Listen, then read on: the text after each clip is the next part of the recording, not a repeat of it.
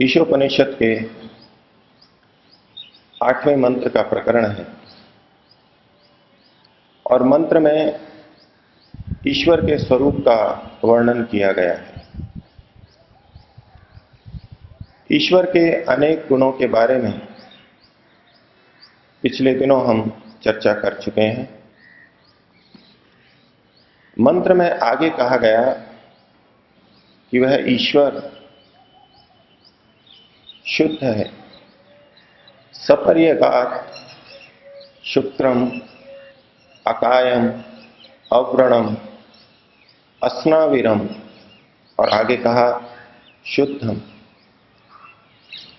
वो परमात्मा शुद्ध है, पवित्र है, शुचि है, वो शुचिता से युक्त है।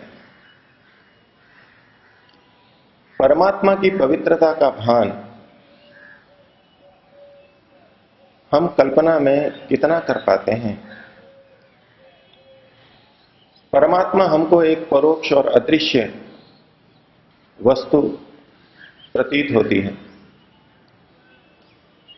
जिसका कोई आता पता ही हमको न लग रहा हो। उसकी पवित्रता का हम भान किस रूप में कर पा रहे हैं। शास्त्रों को पढ़ करके और अनुमान के द्वारा, ऊहा के द्वारा,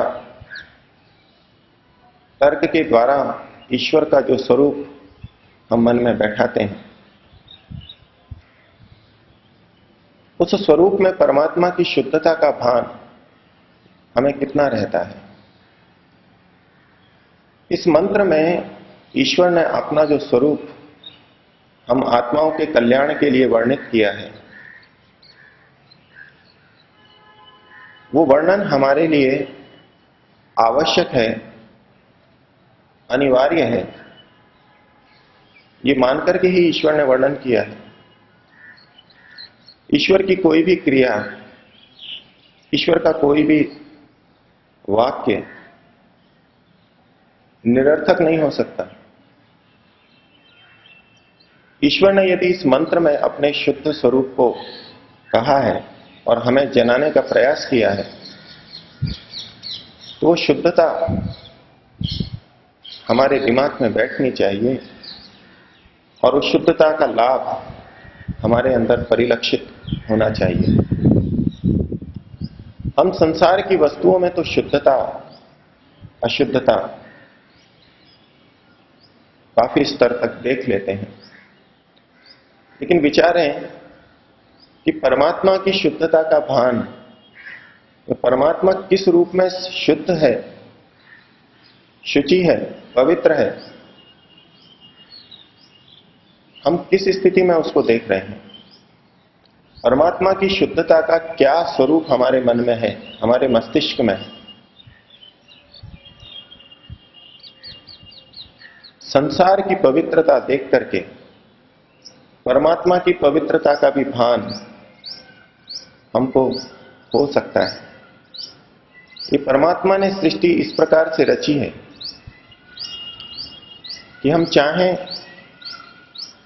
तो समस्त ईश्वरीय गुणों को विभिन्न वस्तुओं और व्यक्तियों के अंदर देख सकते हैं। उसके एक अंश को प्रकृति में और प्राणियों में देख सकते हैं और उस भावना को अनुभव करके, प्रत्यक्ष करके ईश्वर में भी उसी भाव को जगा सकते हैं, ईश्वर को भी उसी भाव से देख सकते हैं। संसार में हम पवित्रता दो दृष्टि से देखते हैं। एक शारीरिक या प्रकृति की पवित्रता, बाह्य पवित्रता, स्थूल पवित्रता, और एक आंतरिक मानसिक पवित्रता, विचारों की पवित्रता या कहें आचरण की पवित्रता। संयोग से आज के वेद स्वाध्याय का मंत्र भी शुचिता की ओर संकेत कर रहा है। और जो शुद्ध धर्माचरण वाले हैं और वाणी जिनकी विद्या से पवित्र है, वो पूर्ण जीवन जी सकते हैं। अर्थात शुचि पवित्र आचरण के बिना हम पूर्ण जीवन भी नहीं जी सकते। पूर्ण जीवन के दो तात्पर्य हैं। एक तो पूर्ण आयु तक जीना, अर्थात 100 वर्ष या उससे अधिक आयु जीना, ये पूर्ण जीवन कहा जा सकता है। लेकिन ये आयु की दृष्टि से है। जीवन की या आयु की पूर्णता दूसरी भी है, वो उसकी गुणवत्ता की दृष्टि से है। यदि दीनहीन अवस्था में, रुग्ण अवस्था में, अज्ञान की स्थिति में, अधर्म की स्थिति में जैसे तैसे 100 वर्ष या उससे अधिक जी भी लिए तो उसे जीवन की पूर्णता नहीं कहा जाएगा। जीवन की पूर्णता उसमें है कि हम धर्म के रास्ते पर चल के अपने को पवित्र बना सकें, आचरण शुद्ध कर सकें, हमारे जीवन में वो गुण भी आए जो हमारे अंदर होने चाहिए। ये जीवन की पूर्णता है। तो जिस शुचि आचरण के लिए आज के वेद मंत्र में कहा गया, उसको आचरण में लाने से पूर्ण आयु की प्राप्ति होती है, अर्थात लंबा जीवन भी होता है और हितायु और सुखायु भी होता है। परमात्मा की शुचिता की हम चर्चा कर रहे थे। परमात्मा कैसे शुद्ध है इसका भान, उसकी शुद्धता का स्वरूप हमारे मन में प्रबल रूप से नहीं आ सकता या नहीं आ पा रहा है, क्योंकि हम परमात्मा की शुद्धता को अनुभव नहीं कर रहे। समाज में शारीरिक शुद्धता और मानसिक आचरण की शुद्धता, दो तरह की शुद्धता देखी जाती है। हम सूरत या बड़ौदा जैसे नगर में या बंबई के झुग्गी झोंपड़ी में देखें, नालियां घरों के पास में बह रही है, कीड़े मकोड़े, मच्छर मक्खियां, दुर्गंध, मैले कुचैले कपड़े, गंदे प्लास्टिक, और ये अशुचिता को देख करके हम मानसरोवर पहुंच जाएं, हिमालय का पवित्र वातावरण, तो हमको भान होता है कि पवित्रता या शुद्धि क्या चीज होती है। उस गंदगी में रहने वाला जब वहां पहुंचे अथवा किसी शुद्ध पवित्र घर में पहुंचे जहां पोछा लगाया हुआ है, झाड़ू निकाली हुई है, झुग्गी झोंपड़ी से सीधा उसको आंख बंद करके यदि पवित्र घर में ले आया जाए तो देखते ही उसका मन प्रसन्न हो जाएगा। हिमालय में चले जाएं, हिमाचल में चले जाएं, उस स्थान को देखते ही मन पवित्र हो जाता है, मन में उल्लास आ जाता है, प्रसन्नता आ जाती है। ये अशुचि और शुचि का प्रभाव हमारे मन पे है। एक शुद्ध पवित्र स्थान पर शुद्ध भोजन हमारे सामने आए, शुद्ध हाथों से नहा धो करके शुद्ध कपड़ों में बनाया गया भोजन शुद्ध पात्र में हमारे सामने आए, देखते ही मन प्रसन्न होगा। और इसके विपरीत गंदी जगह पे जहां मक्खियां भिन भिन आ रही हों, बच्चों ने शौच कर रखा हो, सूअर इधर उधर घूम रहे हों, गंदी थाली, गंदे हाथों से गंदे कपड़े पहन करके, भोजन के अंदर कहीं बाल पड़ा हुआ है, कहीं मक्खी निकल रही है, सामने आए तो मन ग्लानि से भर उठता है। और तत्काल यदि शुद्धता आ जाए तो मन एकदम प्रसन्न हो जाता है। ये तो भौतिक पवित्रता का, भौतिक शुद्धि का इतना प्रभाव है। सत्यार्थ प्रकाश में स्वामी दयानंद जी ने लिखा है, शुद्धि से मन की सात्विकता बढ़ती है। इसीलिए हम पूजा पाठ करते हैं, यज्ञ करते हैं, उपासना करते हैं, तो नहा धो करके शुद्ध कपड़े पहन करके करते हैं। ये शुद्धता तो भौतिक है, लेकिन मानसिक शुद्धता, एक छोटे बच्चे को देखें, वो यदि बाहर से शुद्ध होता है तो भी हमको प्रिय लगता है, हम उसको अपनी गोद में लेना चाहते हैं। उसके ऊपर हाथ फेरना चाहते हैं, बाहर से शुद्ध है, पवित्र है, लेकिन बाहर से शुद्ध पवित्र तो बड़े मनुष्य भी होते हैं, लेकिन उनके प्रति हमारा बच्चे के जैसा प्रेम या भाव नहीं उभरता, क्योंकि बच्चों में एक दूसरी पवित्रता और है। वो पवित्रता है उनकी मन की पवित्रता। उनका मन निश्चल है, द्वेष से रहित है, दूसरे की हानि से रहित है, उसमें कोई कुटिलता नहीं है, हमारे प्रति सद्भाव से युक्त है वो। ये मानसिक पवित्रता है। हालांकि वो भी राग से युक्त रहता है, जो सुखकारी चीज है उससे युक्त है, लेकिन कम से कम वो छल से युक्त तो नहीं है। ये मानसिक पवित्रता हम बड़ों में भी देख सकते हैं।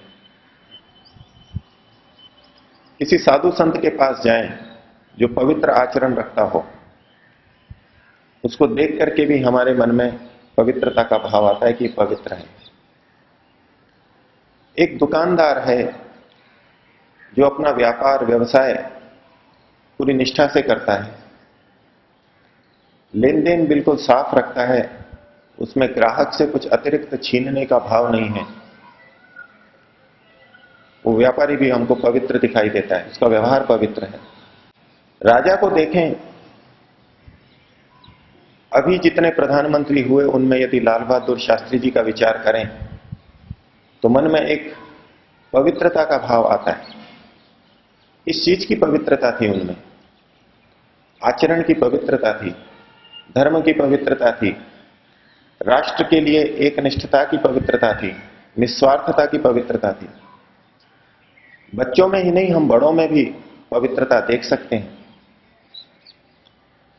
पति पत्नी है, पतिव्रता स्त्री है, पत्नी है, और पत्नी व्रत पुरुष है, निष्ठा से अपना गृहस्थ पाल रहे हैं, ऋषियों वेदों के अनुसार अपना जीवन चला रहे हैं। समाज के अन्य लोगों को देखेंगे, उनकी दृष्टि से वो पवित्र दिखाई देंगे, पवित्र जीवन वाले दिखाई देंगे। ये पवित्रता हमारे को बड़ों में, बुजुर्गों में, बच्चों में, सब जगह दिखाई दे सकती है। जीवन में इतनी जगह हम पवित्रता को अनुभव करते हैं, समय समय पर विचार करते हैं, लेकिन परमात्मा की पवित्रता कैसी है, क्या है, उसका स्वरूप हमारे मन में कैसा है? क्या हमने कभी बच्चे जैसी पवित्रता, निश्चलता परमात्मा में अनुभव की है? ईश्वर ने हमें निर्देश किया कि हम परमात्मा के शुद्ध रूप को मन में लाएं, और इसके लिए ये संसार का शुद्ध स्वरूप, संसार में शुचिता को देखना बड़ा सहायक होता है। पहले संसार में शुचिता देखें, ये भौतिक शुचिता और ये आचरण की शुचिता, ये अर्थ की शुचिता, धन की शुचिता। एक रुपया भी कैसे अधर्म का मेरे घर में आ जाए, धन की शुचिता। इस शुचिता को देख करके ईश्वर के साथ में जोड़ें। जो निश्चलता बच्चे में है, उससे कई गुना निश्चलता परमपिता परमात्मा में है। स्वामी दयानंद जी ने जब इस शुद्धम का अर्थ किया तो कहा, अविद्यादि दोषों से रहित, सदा पवित्र। ये बच्चा जो हमको आज निश्चल दिखाई दे रहा है, जिसमें अभी कुसंस्कार उभरे नहीं हैं, दबे हुए हैं, अंकुरित नहीं हुए हैं, कुछ दिनों बाद में छल कपट से युक्त दिखाई देगा, और यही हमारा बच्चा हमारे साथ में छल कपट भी करेगा। जो व्यक्ति दुकान के ऊपर ईमानदार दिखाई दे रहा है, वो किसी के साथ व्यवहार में छल कपट अन्यत्र भी कर सकता है।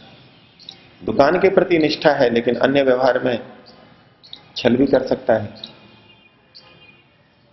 आज जो ईमानदार है, कभी कल वो बेईमान भी रहा होगा, प्रेरणा पाकर के आज ईमानदार बना है,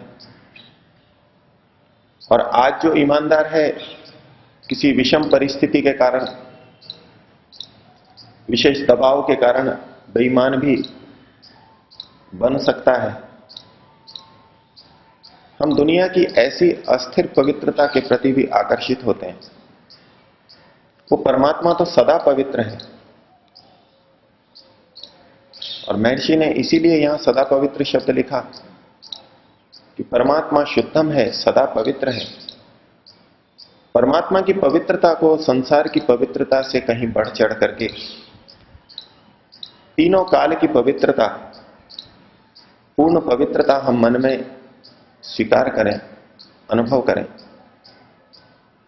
और फिर देखें कि इस पवित्रता का प्रभाव हमारे मन पर कितना पड़ता है।